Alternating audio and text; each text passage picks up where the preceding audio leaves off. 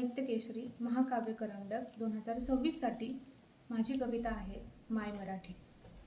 आज लेखणीला साथ द्यायला माझी मातृभाषा आहे। तिचा इतिहास पाहून मान अभिमानाने उंचावली। म्हणे आज तिला मिळाले तिच्या हक्काचे पातळ जोड।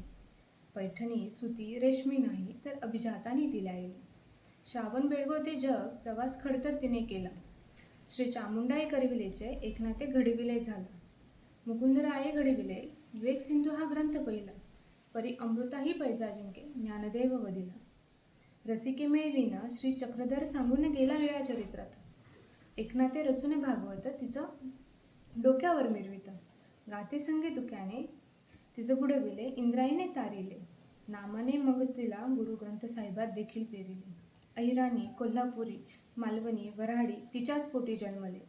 शाहिराने ती स्तुती गीत करून गायले। पोवाडे बनून शरीरावर शहारे तिनेच आणले। मधुर गीत होऊनी ती लतामुखी गायली। रणजित देसाई पुरंदरांनी तिचं राय समर्पित केले। कुसुमाग्रज बालकवींनी तिचं घरोघरी अंगणात रांगिले।